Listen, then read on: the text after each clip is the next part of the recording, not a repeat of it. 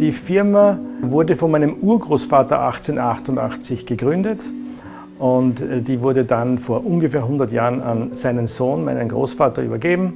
Und der hat dann mit Zählertüren sich selbstständig gemacht. Mein Vater hat dann die Firma Hermes Novak übernommen und seither arbeitet diese Firma mit Blechteilen. Die Firma beschäftigt ungefähr 25 Mitarbeiter. Wir sind im Herzen von Wien, im 15. Bezirk. Wir machen einen Umsatz in etwa von 2 Millionen Euro und verarbeiten im Jahr ungefähr 60 Tonnen Blech. Wir fertigen für Maschinenbauer, also als allererstes für die Bahnindustrie, Deutsche Bahn, die dann in die ganze Welt weiterverkauft, für Leuchtenerzeuger, für Architekten, für Designer, für alle, die Blechteile brauchen. Dadurch, dass mein Vater Physiker war deswegen, weil er nicht mehr lebt, hat er sich sehr für das Laserschneiden interessiert, wie es auf den Markt gekommen ist. Und so hatten wir vor 30 Jahren die erste Lasermaschine angeschafft. Mit der haben wir ungefähr 10 Jahre geschnitten. Danach haben wir uns wirklich gut umgesehen auf den Messen, jede namhafte Firma besucht und haben uns dann für die Firma Salvagnini entschieden. Und zwar haben wir die L1 gekauft und haben mit dieser L1 17 Jahre geschnitten. Nach 17 Jahren Schneiden mit der L1 war die Frage, wie wir weiter am Markt bestehen können. Wir wollen schneller schneiden, wir wollen andere Materialien schneiden, wir wollen dicker schneiden. Und so war der Faserlaser der nächste Kernpunkt unserer Suche.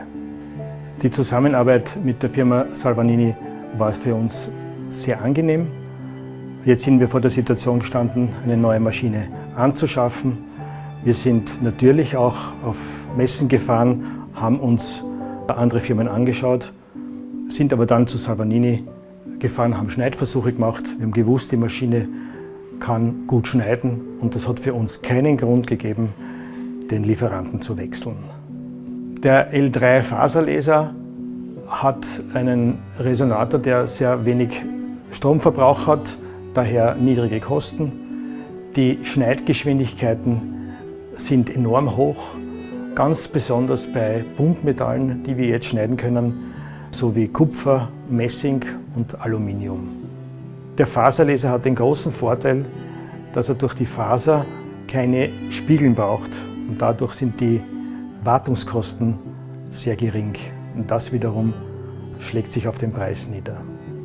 Wir haben bei der ersten Maschine mit der L1 das Programm Metal Studio verwendet und beim Ankauf der L3 haben wir uns dazu entschieden, dass wir auch wieder die Programmierung von der Firma Salvagnini kaufen. Das ist der Streamlaser. Dabei ist die Firma Salvagnini sehr auf unsere Wünsche eingegangen und jetzt können wir schnell und unproblematisch programmieren.